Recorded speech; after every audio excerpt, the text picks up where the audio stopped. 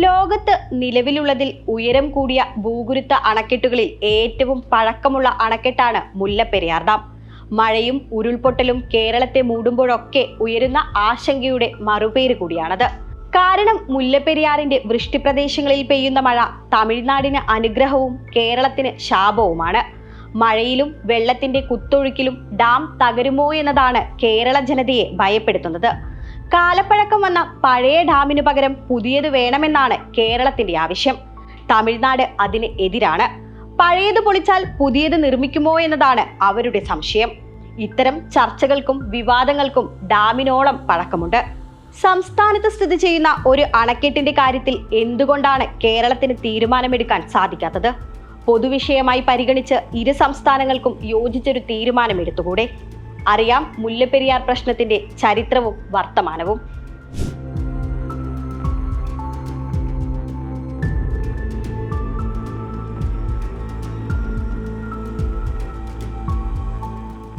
നൂറ്റാണ്ടുകളുടെ ചരിത്രം പറയാനുണ്ട് മുല്ലപ്പെരിയാറിന്. 1789 തമിഴ്നാട്ടിലെ ജലക്ഷാമത്തിന് പരിഹാരം കാണാൻ മുതിരുള്ള പിള്ളയാണ് മുല്ലപ്പെരിയാർ പദ്ധതി കൊണ്ടുവരുന്നത്. രാമനാട് ഭരിച്ചിരുന്ന മുത്തുരാമലിംഗ സേതുപതി രാജാവിന്റെ പ്രധാനിയായിരുന്നു മുതിരുള്ള പിള്ള. പെരിയാറിലെ വെള്ളം തമിഴ്നാട്ടിലെ വൈഗാ നദിയിൽ എത്തിക്കാനായിരുന്നു പദ്ധതി. പക്ഷേ സേതുപതി രാജാവ് ബ്രിട്ടീഷുകാരോട് യുദ്ധം പ്രഖ്യാപിച്ചതിനാൽ പദ്ധതി നടപ്പായില്ല. സേതുപതി രാജാവ് യുദ്ധം തോറ്റതോടെ പ്രദേശം മദിരാശി പ്രസിഡൻസിയുടെ കീഴിലായി. അതോടെ തേനി, മധുര, ദിണ്ടിഗൽ, രാമനാഥപുരം പ്രദേശങ്ങളിലെ ജലക്ഷാമത്തിന് പരിഹാരം കാണേണ്ടത് ബ്രിട്ടീഷുകാരുടെ ഉത്തരവാദിത്തമായി. പെരിയാറിന്റെ വൃഷ്ടിപ്രദേശങ്ങളിൽ പെയ്യുന്ന മഴ പ്രളയത്തിന് കാരണമാകുന്ന സാഹചര്യമായിരുന്നു. അതിനാൽ പെരിയാറിലെ വെള്ളം പശ്ചിമഘട്ടത്തിലെ മല തുരന്ന് വൈഗാ നദിയിൽ എത്തിക്കാനായിരുന്നു ബ്രിട്ടീഷുകാരുടെ ശ്രമം. ഇത് സംബന്ധിച്ച് പഠിക്കുന്നതിനായി ജെയിംസ് കാർഡ്വെല്ലിനെ നിയമിച്ചു. എന്നാൽ പദ്ധതി അസാധ്യമാണെന്നായിരുന്നു അദ്ദേഹത്തിന്റെ വിലയിരുത്തൽ. എന്നിരുന്നാലും ശ്രമം ഉപേക്ഷിക്കാൻ ബ്രിട്ടീഷുകാർ തയ്യാറായില്ല. 1882 ക്യാപ്റ്റൻ പെനിക്യുക്ക്, ആർ സ്മിത്ത് എന്നിവരെ പദ്ധതി നടത്തിപ്പിനായി നിയോഗിച്ചു. 155 അടി ഉയരത്തിൽ അണക്കെട്ട് നിർമ്മിക്കാനുള്ള പദ്ധതിക്ക് ഇരുവരും രൂപം നൽകി. താഴെ 115.75 അടിയും മുകളിൽ 12 അടിയുമാണ് വീതി. ചുണ്ണാമ്പ്, സുർക്കി, കരിങ്കല്ല് എന്നിവ ഉപയോഗിച്ചുള്ള അണക്കെട്ടിന് പ്രതീക്ഷിച്ചിരുന്ന ചെലവ് 53 ലക്ഷം രൂപയായിരുന്നു. തുകയുടെ 7% വീതം പ്രതിവർഷം പദ്ധതിയിൽ നിന്ന് തിരിച്ചു കിട്ടുമെന്നും വിലയിരുത്തി. പദ്ധതിക്ക് ബ്രിട്ടീഷ് സർക്കാർ അംഗീകാരം നൽകി.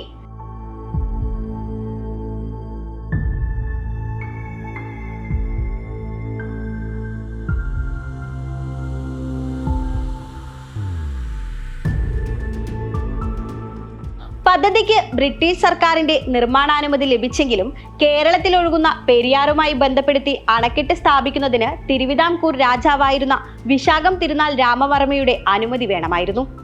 ആദ്യം സമ്മതിച്ചില്ലെങ്കിലും ബ്രിട്ടീഷുകാരുടെ സമ്മർദ്ദത്തിനൊടുവിൽ അദ്ദേഹം കരാറിൽ ഒപ്പിട്ടു. കരാറിനും ചില പ്രത്യേകതകളുണ്ടായിരുന്നു. സാധാരണയായി ഒരു അണക്കെട്ടിന് 60 വർഷമാണ് കാലാവധി കണക്കാക്കുന്നത്. എന്നാൽ 1886 ഒക്ടോബർ 29 തിരുവിതാംകൂർ മഹാരാജാവും ഇന്ത്യൻ സ്റ്റേറ്റ് സെക്രട്ടറിയും ഒപ്പിട്ട മുല്ലപ്പെരിയാർ അണക്കെട്ടിന്റെ പാട്ടക്കരാർ 999 വർഷത്തേക്കാണ്. തിരുവിതാംകൂറിനു വേണ്ടി ദിവാൻ വി രാമ അയ്യങ്കാരും മദിരാശി സംസ്ഥാനത്തിനു വേണ്ടി സ്റ്റേറ്റ് സെക്രട്ടറി ജോൺ ചൈൽഡ് ഹാനിങ്ടണും കരാറിൽ ഒപ്പിട്ടു. പെരിയാർ നദിയുടെ ഏറ്റവും ആഴം കൂടിയ അടിത്തട്ടിൽ നിന്ന് 155 അടി ഉയരത്തിൽ സ്ഥിതി ചെയ്യുന്ന 8000 ഏക്കർ സ്ഥലവും നിർമ്മാണത്തിനായി 100 ഏക്കർ സ്ഥലവുമാണ് പാട്ടമായി നൽകിയത്. വെള്ളം മദ്രാസ് സംസ്ഥാനത്തിലെ മധുര, രാമനാഥപുരം എന്നീ ജില്ലകളിലെ ജലസേചനത്തിനായി ഉപയോഗിക്കാമെന്നായിരുന്നു വ്യവസ്ഥ. മദ്രാസ് സർക്കാർ കരാർ പുതുക്കാൻ ഉദ്ദേശിക്കുന്നുവെങ്കിൽ വീണ്ടും 999 വർഷത്തേക്ക് കരാർ നൽകേണ്ടി വരും. പാട്ടത്തുകയായി ഏക്കറിന് 5 രൂപ തോതിൽ 40,000 രൂപ വർഷം തോറും തിരുവിതാംകൂറിന് ലഭിക്കും. കരാറിന്റെ കാര്യത്തിൽ തർക്കമുണ്ടായാൽ ഇരുഭാഗത്തു നിന്നുമുള്ള ഓരോ മധ്യസ്ഥരോ നിഷ്പക്ഷരോ ഉൾപ്പെടുന്ന ട്രൈബ്യൂണലിനു വിടാമെന്നും കരാർ പറയുന്നു.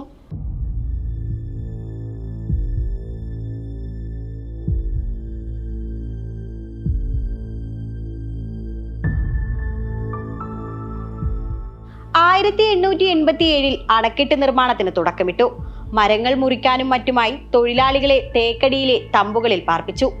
പാറകൾ തുരക്കുന്നതിനായി യന്ത്രങ്ങൾ ഉപയോഗിച്ച് നിർമ്മാണ പ്രവർത്തനങ്ങൾ വേഗത്തിലാക്കി.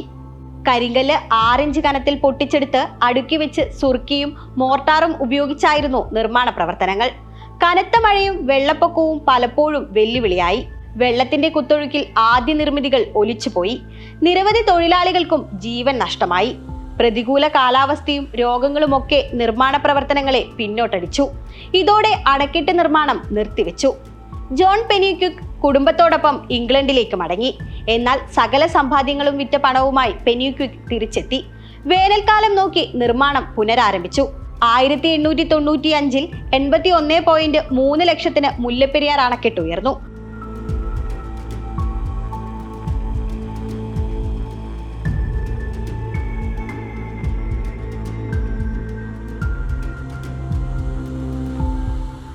സ്വാതന്ത്ര്യാനന്തരം തന്നെ കരാർ പുതുക്കാൻ തമിഴ്നാട് ശ്രമം തുടങ്ങിയിരുന്നു. 1958, 1960, 1969 വർഷങ്ങളിൽ കേരളവുമായി നടത്തിയ ചർച്ചകളും ശ്രമങ്ങളുമൊക്കെ ഫലവത്തായില്ല.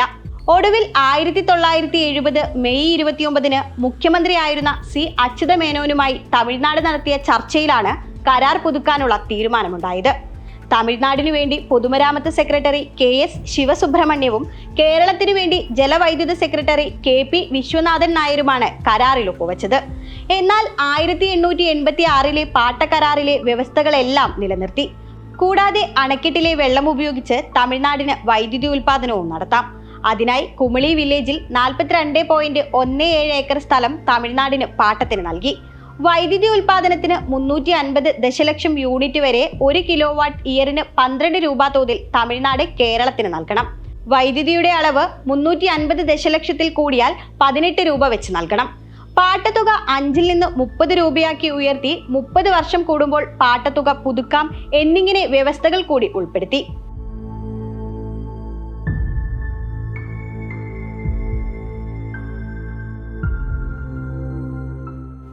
1979 ഗുജറാത്തിലെ മച്ചു അണക്കെട്ട് തകർന്നതോടെയാണ് മുല്ലപ്പെരിയാർ ആശങ്കയുടെ മറുവാക്കായി മാറുന്നത്. മച്ചു അണക്കെട്ടിന്റെ വാർത്തകൾ മുല്ലപ്പെരിയാർ പ്രദേശത്തെ ജനങ്ങളെ പരിഭ്രാന്തിയിലാക്കി. പിന്നാലെ കേന്ദ്ര ഭൗമശാസ്ത്ര പഠന കേന്ദ്രം നടത്തിയ പരിശോധനയിൽ റിക്ടർ സ്കെയിലിൽ 6 രേഖപ്പെടുത്തുന്ന ഭൂകമ്പങ്ങൾ താങ്ങാൻ അണക്കെട്ടിന് കഴിയില്ലെന്ന് റിപ്പോർട്ട് നൽകി. ഇതോടെ അണക്കെട്ടിലെ വെള്ളം 142.2 അടിയിൽ നിന്ന് 136 അടിയായി തമിഴ്നാട് കുറച്ചു. മുല്ലപ്പെരിയാർ അണക്കെട്ടിന്റെ ആകെ സംഭരണശേഷി 15 ദശലക്ഷം ഘനയടിയാണ്. അനുവദനീയമായ സംഭരണശേഷി 11 ദശലക്ഷം ഘനയടി അഥവാ 136 അടിയുമാണ്. അത് അങ്ങനെ തന്നെ തുടരണം. ഒരു കാരണവശാലും മുകളിൽ പോകരുതെന്നായിരുന്നു കേന്ദ്ര ഭൗമശാസ്ത്ര പഠന കേന്ദ്രത്തിന്റെ റിപ്പോർട്ട്. പ്രദേശത്തെ ഭൂകമ്പത്തിന്റെ ആവർത്തന സാധ്യതാ പഠനം നടത്തിയ ബാംഗ്ലൂർ ഇന്ത്യൻ ഇൻസ്റ്റിറ്റ്യൂട്ട് ഓഫ് സയൻസും റൂർക്കി IITയും ഒക്കെ സമാന റിപ്പോർട്ടാണ് മുന്നോട്ട് വയ്ക്കുന്നത്. ലോകത്തിലെ തന്നെ ഏറ്റവും പഴക്കം ചെന്നതും അപകട ഭീഷണി നിലനിൽക്കുന്നതുമായ ഡാമുകളിൽ ഒന്നാണ് മുല്ലപ്പെരിയാർ എന്നാണ് ന്യൂയോർക്ക് ടൈംസും പറഞ്ഞത്. അണക്കെട്ട് തകർന്നാൽ സമീപ ജില്ലകളിലെ 35 ലക്ഷം പേരെ ബാധിക്കുമെന്നും ലേഖനത്തിൽ പറയുന്നു. ആധുനിക സാങ്കേതിക വിദ്യകൾ ഉപയോഗിച്ചല്ല അണക്കെട്ട് നിർമ്മിച്ചിരിക്കുന്നത്. ചുണ്ണാമ്പും സുർക്കിയും ഒന്നും കാലപ്പഴക്കത്തെ അതിജീവിക്കില്ല. പ്രത്യക്ഷത്തിലുള്ളതിനൊപ്പം മറ്റു കേടുപാടുകൾ ഉണ്ടായേക്കാമെന്നും വിവിധ റിപ്പോർട്ടുകൾ ചൂണ്ടിക്കാണിക്കുന്നു.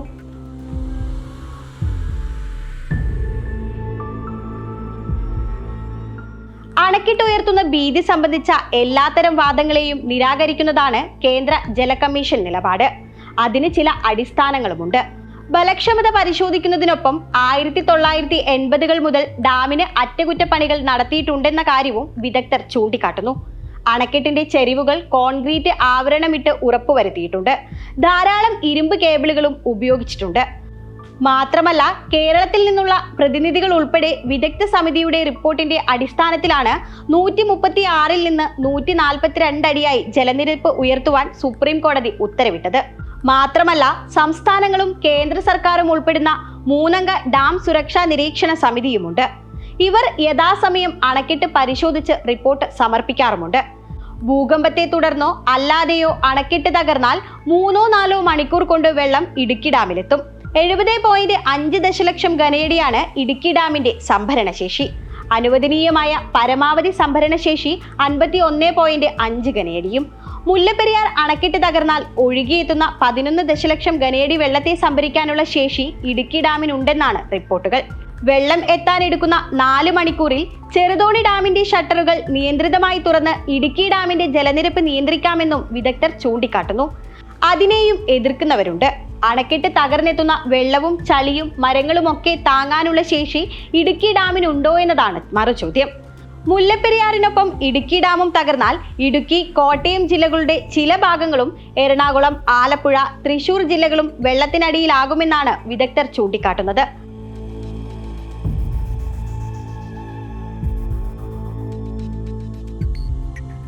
മുല്ലപ്പെരിയാർ അണക്കെട്ടിന് ബലക്ഷയമില്ലെന്നും ജലസംഭരണം ഇനിയും വർദ്ധിപ്പിക്കണമെന്നുമാണ് തമിഴ്നാടിന്റെ ആവശ്യം. പക്ഷേ കാലപ്പഴക്കം വന്ന അണക്കെട്ടിൽ കൂടുതൽ വെള്ളം സംഭരിക്കുന്നത് അപകടകരമാണെന്നായിരുന്നു കേരളത്തിന്റെ വാദം. മുല്ലപ്പെരിയാർ അണക്കെട്ട് 5 ജില്ലകളിലെ ജനങ്ങളുടെ ജീവനും സ്വത്തിനും ഭീഷണിയാണെന്നുമൊക്കെ കേരളം വാദിച്ചു. പക്ഷേ സുപ്രീം കോടതി തമിഴ്നാടിനൊപ്പമായിരുന്നു. കൂടുതൽ ജലം സംഭരിക്കാനുള്ള സൗകര്യങ്ങൾ കേരളം ചെയ്തു കൊടുക്കണമെന്നായിരുന്നു 2006 കോടതി വിധിച്ചത്. ഇതിനെതിരെ കേരളം നിയമസഭയിൽ ബിൽ പാസാക്കി. എന്നാൽ ഭരണഘടനാ വിരുദ്ധമെന്ന് ചൂണ്ടിക്കാട്ടി ബിൽ കോടതി തടഞ്ഞു. 1956 സ്റ്റേറ്റ് റീ ഓർഗനൈസേഷൻ ആക്ടിലെ സെക്ഷൻ 108 പ്രകാരം സ്വാതന്ത്ര്യത്തിനു മുൻപുള്ള മുഴുവൻ അന്തർ സംസ്ഥാന ജലവൈദ്യുത കരാറുകളും നിലനിൽക്കും എന്നതാണ് കേരളത്തിന് തിരിച്ചടിയായത്. ഡാം സുരക്ഷിതമാണെന്ന് തമിഴ്നാട് വാദിക്കുമ്പോൾ പുതിയ ഡാം നിർമ്മിച്ച് പഴയ അണക്കെട്ടിന്റെ പ്രവർത്തനം അവസാനിപ്പിക്കണമെന്നതാണ് കേരളത്തിന്റെ മറുവാദം. സംസ്ഥാനത്ത് വർദ്ധിച്ചു വരുന്ന പ്രളയവും ഉരുൾപൊട്ടലുമൊക്കെയാണ് കേരളത്തിന്റെ ആശങ്കയ്ക്ക് വളമിടുന്നത്. അതുകൊണ്ടാണ് പുതിയ അണക്കെട്ട് എന്ന വാദം കാലാകാലങ്ങളിൽ ശക്തിപ്പെടുന്നത്. എന്നാൽ പുതിയ ഡാം പണിതാൽ തങ്ങൾക്ക് വെള്ളം കിട്ടാതെ വരുമോ എന്ന് മുല്ലപ്പെരിയാറിൽ നിന്നുള്ള വെള്ളത്തെ ആശ്രയിച്ച് ജീവിക്കുന്നവർ ഭയക്കുന്നു. തമിഴ്നാടിന് ജലം നൽകുന്നതിനെ കേരളം ഒരിക്കലും എതിർത്തിട്ടില്ല. സുരക്ഷയാണ് കേരളം മുന്നോട്ട് വയ്ക്കുന്ന വാദം. പുതിയ അണക്കെട്ടിനുള്ള പ്രോജക്ട് റിപ്പോർട്ട് ഉൾപ്പെടെ കേരളം തയ്യാറാക്കിയിട്ടുമുണ്ട്. അതേസമയം പുതിയ അണക്കെട്ട് നിർമ്മിക്കാൻ 7 വർഷം വേണമെന്നാണ് ജലസേചന വകുപ്പിന്റെ വിലയിരുത്തൽ. അതിവേഗത്തിൽ നിർമ്മാണം നടത്തിയാലും 5 വർഷമെങ്കിലും വേണ്ടിവരും. പരിസ്ഥിതി ആഘാത പഠനവും വന്യജീവി വകുപ്പിന്റെ അനുമതിയൊക്കെ അതിനു വേണം. അത് സംബന്ധിച്ച ചർച്ചകൾ നടക്കുന്നതേയുള്ളൂ. പുതിയ അണക്കെട്ടിനെ എതിർക്കുന്നവരും ഏറെയുണ്ട്. കൂടുതൽ വനപ്രദേശം വെള്ളത്തിനടിയിലാകും. അത് ഗുരുതരമായ പരിസ്ഥിതി പ്രശ്നങ്ങൾക്ക് കാരണമാകുമെന്നുമാണ് ഒരു വിഭാഗം ചൂണ്ടിക്കാട്ടുന്നത്. ഇത്തരത്തിൽ വാദങ്ങളും സംവാദങ്ങളും തുടരുകയാണ്. മുല്ലപ്പെരിയാർ സംബന്ധിച്ച് തുടരുന്ന ചർച്ചകൾക്ക് രാഷ്ട്രീയ മാനങ്ങളും ഏറെയുണ്ട്. 2 സംസ്ഥാന സർക്കാരുകളുടെ അഭിമാന പ്രശ്നമായി അത് മാറിയിട്ടുണ്ട്. ആ ഭരണ പ്രശ്നങ്ങൾക്ക് കൂടി പരിഹാരം കാണേണ്ടതുണ്ട്.